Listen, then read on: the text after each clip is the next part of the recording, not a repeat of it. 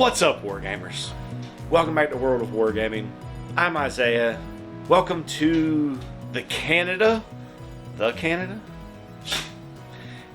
And welcome back to the world of the Silver Bayonet, which is full of Napoleonic horror and terrible things. So my crew of Russians has caught a boat. We are now under the service of the Discover Sciences, and we have been brought here. The ship wrecked, got locked in on the ice. We went to scavenge, came back. There was a giant massacre, mutiny. We can see the perpetrators running across the ice. We are going to try to catch them. However, provisions are tight. So one of our crew will be randomly selected to be hunger, which has some penalties associated with it. The bearer of that mighty hunger will be Father Dimitri. So that means that he cannot sprint, and if he were to reload, which he won't because he doesn't have a gun, then on a 1, I believe, yes, on a 1 they drop their powder or somehow spoil the load. The action is wasted and the weapon would remain unloaded, but he doesn't carry a pistol. He's a man of God. We have 5 clue markers total scattered around the board. Oh, I need to place another clue marker. I'm glad that I mentioned that. Here we don't remove them when we're done with them. We just flip them over. Gonna open up with Egon here on the left, who's gonna try to sprint. That's you're just looking for an 11. I got a 12. That will pass. So I get to move 10 inches. If I'd failed, I would have gotten to move 8 inches. We'll go to Father Dimitri, who's just going to move up his 6, because that's all he can move since he can't sprint because of the fact that he's so hungry. Slogging through the snow. El Capitan, there on the left, will attempt to sprint through the flurries. Also worth mentioning, and I may have already said this, if I did, I apologize, I'm going to say it again. Because of the intense snow, visibility is limited, so all shooting attacks are at -2.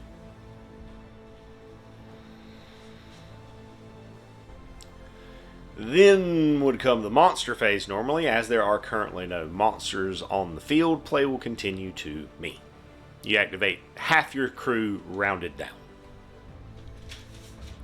And they're all just going to be making moves. So we'll show you where they start, and we'll show you where they stop.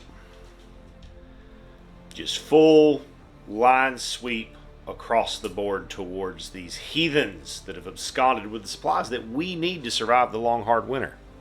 Bringing us to turn 2, where I'm going to start by sprinting Mikhail, or attempting to sprint him. I do not, so I'm going to move 8.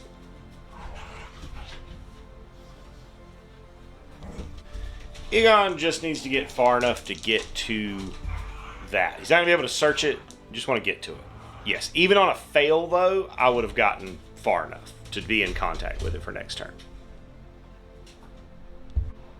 Nikolai is going to sprint up this snowbank here to get to the objective that's in the very middle of the board. Clip. Clue. Not objective. We move into post-monster phases. There's still no monsters, where Grigory is going to be able to get to that objective, or that clue, and search it. We make it, we search it, as soon as we draw a card from the clue deck. Jack of Spades. It also means we have to roll a dice to see if a polar bear pops out. That's cocked. On a 3, it does not. On a 6 or higher, polar bears pop out. So the Jack of Spades is that I find a mutilated polar bear cub, which is unfortunate because that means Mama Bear is probably going to come looking very soon. But there is something unusual here that I'm not exactly sure what to do, because the core rulebook states that you cannot gain monster dice in solo play scenarios. However, in this specifically solo scenario, it says that I gain a monster dice. So I'm gonna say that the supplement overrides, I guess, and I'm gonna take a monster dice I guess that'll be useful. I can make the polar bears move away from me instead of towards me, so I guess that's good.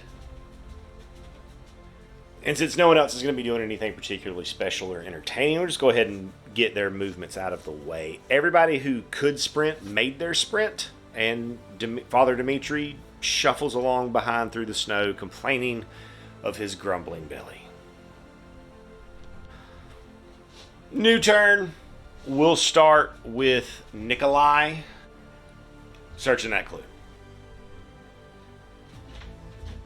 Within that clue marker, I find a rucksack that has 1 provision. Now, you start the campaign with 5, and then you get the opportunity to scavenge after the mission. But I did find one, so I currently have 6 provisions. So we're almost to the point where I think everybody's going to get to eat. 4, we do not find a polar bear. Egon will have a search. So I find the strange tracks that I was looking for of the mutineers that are heading south, which on my table is technically north. That bothers me, but there's nothing we can do about it now. Anyways, that also means that... Oh, wait, hold on. I gotta roll. Alright, we get a polar bear. So the bear will show up randomly. 2, so he'll pop out at the one in front of Boris. And with that mighty polar bear bearing down on him, Boris is going to try to take a shot at him. I don't have a great chance of hitting him, but I really don't want to get in close with him.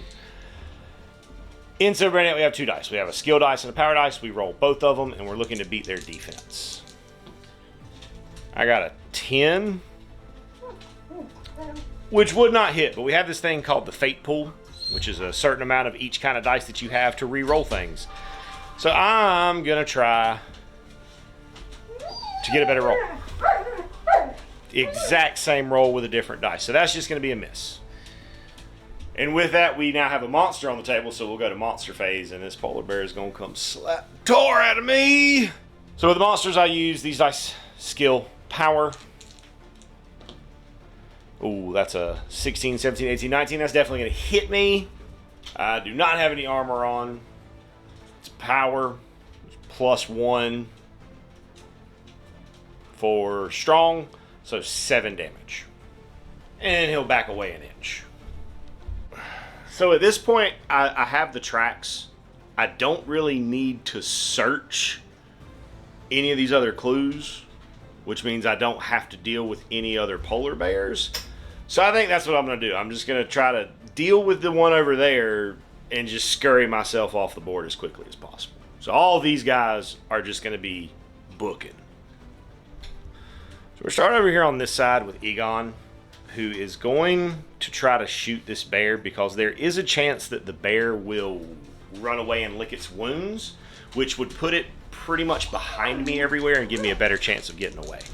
So let's see if I can hit it. A 6 and a 1. We'll use this dice to try to re-roll that. 6 and a 7 is a 13.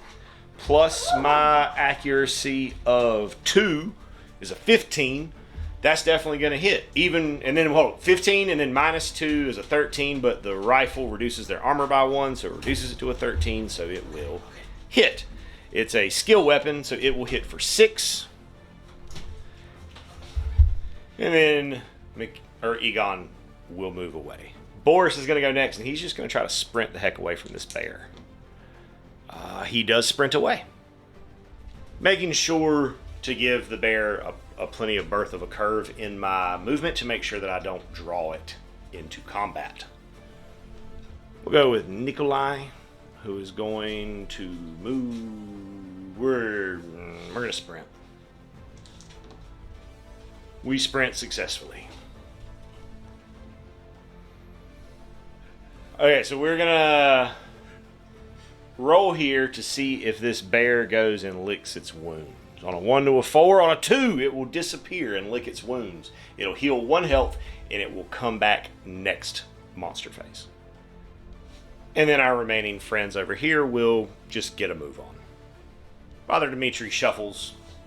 Nikolai will watch out for him as they proceed forward. Got a fair bit of just moving that I'm going to be doing here. So we'll start with Nikolai, who's going to fail a sprint test, go 8. Boris also fails his sprint test and will move 8.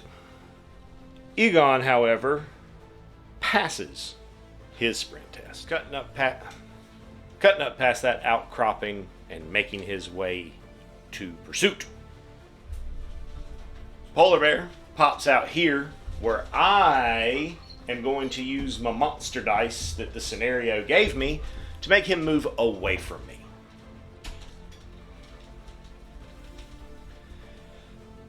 Now here I'm not going to take anybody off the board, because if I do that, I'm not going to be able to get everybody off the board next. Whereas if I just wait, I'll be able to get off. Because if I take people off now, I'll have fewer people to activate. Or maybe I would. I don't know. I'm going to wait, though. Just pushing them right up to the edge. So I've got enough here, even on a failed sprint, to get Nikolai, Boris, and Egon off the table. As I have no more monster dice, the monster will move towards me. Luckily, I don't think he's going to be able to catch me. Mikhail and Alexander, our new doctor, are going to go ahead and walk off. Grigory is going to wait for Father Dmitri. And then on the next turn, Father Dmitri will walk off. The bear will move, won't catch me, and then Grigory will walk off. And we are in pursuit. So I had the bookmark on the wrong page when I was putting my battle plan together. And I was looking at the wrong XP rewards and just didn't realize it. So not going to get a lot for this one, but it's okay. Everybody's going to get 1 for surviving. We're going to get 1 bonus XP for having 6 or more eggs at the battlefield. So we're going to give that bonus XP to Doc to try to get him moving forward. We then need to roll a D10 for looking for game and such. So let's see, we find 2, putting us to a total of 8, which is fine. It's not a lot, but it's enough for everybody to have something to eat for the next scenario and have 1 in the hole. That's going to do it for our first excursion into the wilderness of Arctic Canada. Thanks so much for tuning in and hanging out while I played some Silver Bayonet today. I hope you have an absolutely amazing rest of your day.